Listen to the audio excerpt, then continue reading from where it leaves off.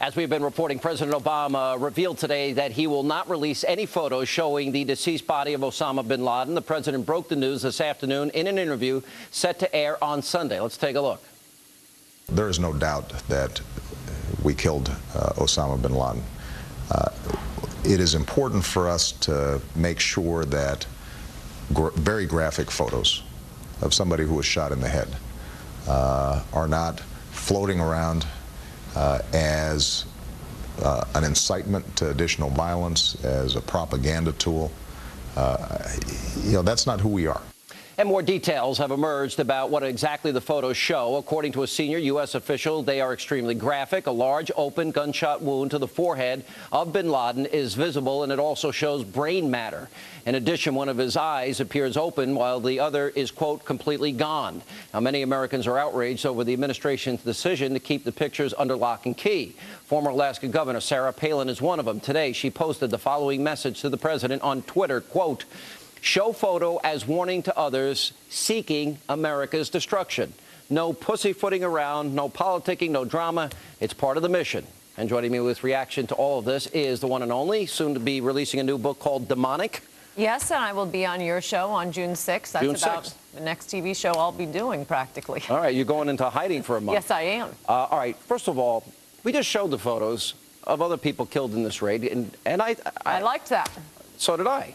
Why? What do you think of the president's rationale? This will incite people. For one thing, I noticed all the people who say we don't need to see the photo have themselves seen the photo. This was not a personal crime against the Barack Obama family. This was an attack on the United States of America. And for 10 years, Americans, at least 200 million Americans, liberals were burning candles and singing folk songs, but 200 million Americans have been waiting to personally put the bullet in Osama bin Laden's head. We paid for it. We ought to be able to see it. Secondly, and perhaps more important, this president prides himself on his indigenous quality in saying Pakistan, but he seems to know less about Arabs than, my dog. Certainly this Irishman from Long Island knows more. First of all, I don't care particularly that they're going to have conspiracy theories. Who cares what they think? And yet and still, their leaders are constantly lying to them. Conspiracy theories are rife in the Arab world. They will believe this is a fake otherwise. Secondly, as we know from the way Arabs treat their own people and what Osama bin Laden himself said, if a man sees a strong horse and a weak horse, he will naturally favor the strong horse. Arabs admire power and strength. They personally consider themselves inferior until they see that America did this to Osama bin Laden. They'll still look up to him. They'll still be afraid he's out there. When they see that America put a bullet through his head, they'll turn on him like that. 2 points. It was supposed to be about transparency, the administration. Another point. The whole purpose of putting the SEALs' lives in jeopardy, rather than dropping a bomb on the compound, was to prove to the world it's bin Laden. That's right. And I'll tell you the other thing that there is this compulsion. He was gutsy in this decision, by the way, which wouldn't have happened without George Bush. And there would be no Osama bin Laden without Bill Clinton. All right, fair enough. Okay, we'll talk about that in a second. But here's the point. They say he's not Muslim. Then they go through this 45-minute interpreted into Arabic, Islamic, funeral that this guy has. No, I'm in favor of that. That's the military doing it. The victims of 9/11 didn't get it. No, I know. And by the way, if there were more girls in the military, he wouldn't have gotten it because we are more vicious than men. But our military is honorable. I'm not touching that one. I'm not going near that, but go ahead. Oh, no, that is so why you do not want me at Guantanamo. They will begging to be waterboarded. But our military are not like me.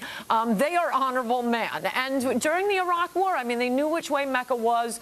They behaved like gentlemen and officers because that's what our military is. I disagree with you there, but I do think we should see this photo, and I think it's outrageous for the president to act like, this isn't even the Lindbergh kidnapping. This isn't your private crime. Yeah. This was an attack on America. We want to see the photo. I want to see the photos. I'm with you. And I don't care about the conspiracy theories either, because they'll say it's doctored. I'll believe it. As a matter of fact, I am 100% sure they got him. And for him to say, the audacity of him saying, oh, we don't need to spike the football. Really, what's he doing in New York tomorrow? Well, he's spiking the football. Spiking the football from now until Election Day on this. So don't talk down to us about your moral superiority. We don't need a victory lap.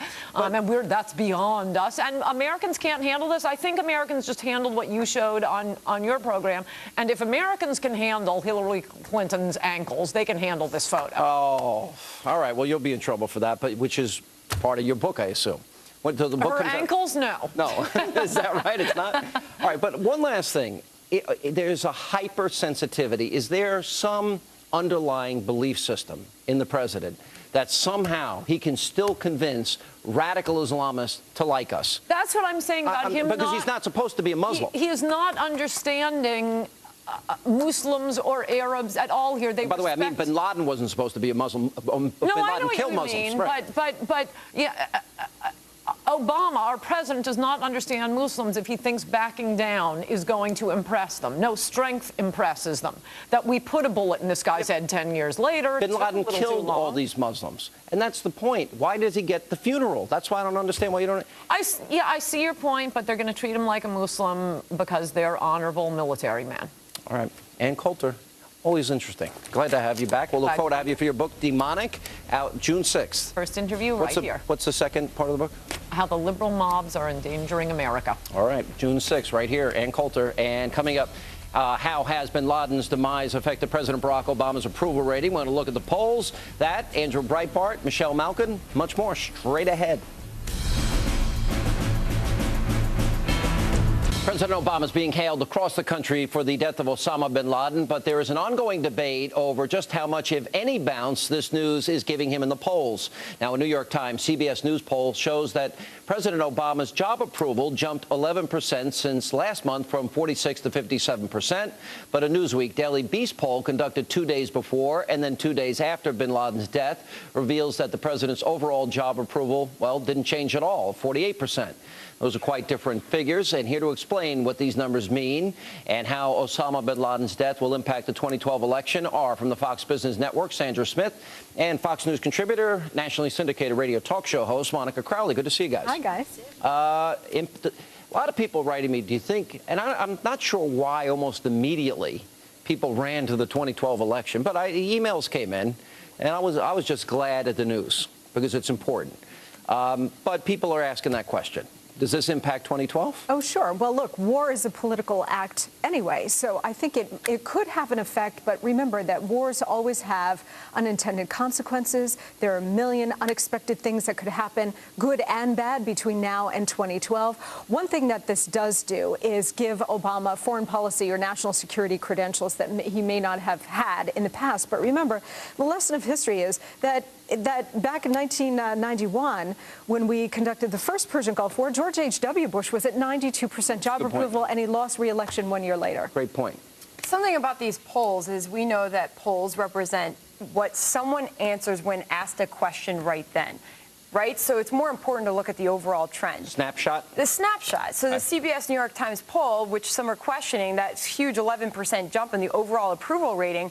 But guess what was very consistent was the drop in the overall approval rating for the economy. That, if you want to talk election, then fine. Then he's still in trouble because everybody cares about gas prices, employment in this country, and the rising deficit. That's not going away. And in fact, in that poll, the approval rating on the economy fell 4%. Yeah. That's not going away anytime soon. Well, there's always the two issues, peace and prosperity. They define campaigns. You're right. His numbers on the economy have gone way down, even in this particular poll.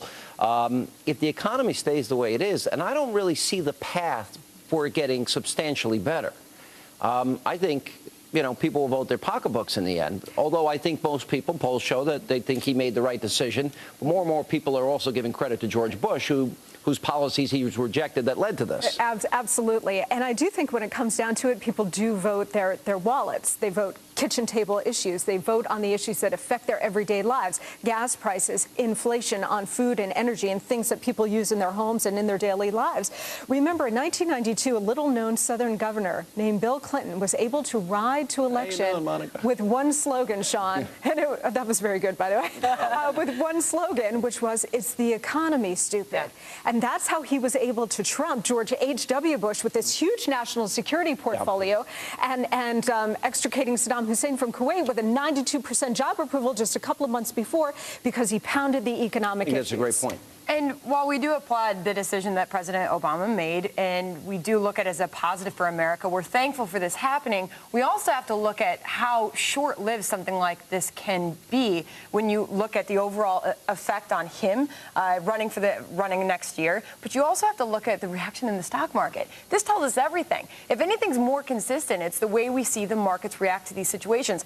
Sean, just for you, prior to coming on here, I looked at where the Dow Jones Industrial Average was Friday night prior to this news on Sunday. We're virtually unchanged after seeing the market rally 100 points after the news. We have bad economic news today. Bad economic news continues to come in. We have a huge unemployment report coming out on Friday. And, you know, again, I don't mean to harp on this, but it's still going to be the #1 issue for voters I agree with in you. a year and a half. All right, so we'll keep that snapshot on the economy that none of us really think is going to change. But also, I think every decision that he's made, and he was right and it was gutsy to get bin Laden. But you know, now we're discovering these are the very policies that led us to bin Laden he rejected.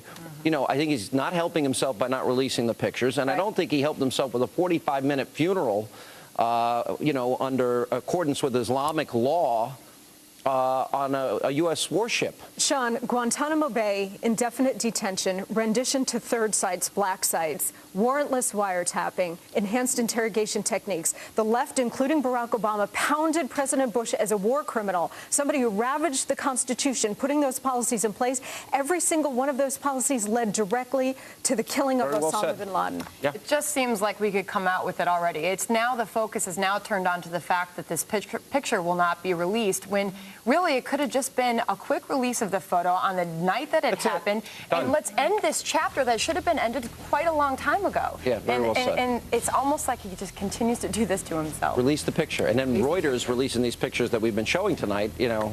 Well, look, the United States had a huge victory Sunday night. This is a major accomplishment for the United States as well as for this presidency. But he couldn't just let it sit there, right? And now we look weak and indecisive. No. He looks weak. He looks indecisive. Yes, but our enemies also perceive the country as weak because he's gone back and forth Hamlet-like over this picture rather than just releasing it Sunday night. Well, he does want Miranda rights to enemy combatants on the battlefield. But he's willing to kill bin Laden without any due process at all. Interesting. Interesting. All right. And still ahead, we officially are on the road to 2012 with an exclusive preview of tomorrow night's first presidential debate in South Carolina. We'll cover it right here on the Fox News channel. But first, is the president giving enough credit to his predecessor for the victory of bin Laden's death? We'll check in with Michelle Malkin. She's here with reaction and much more straight ahead.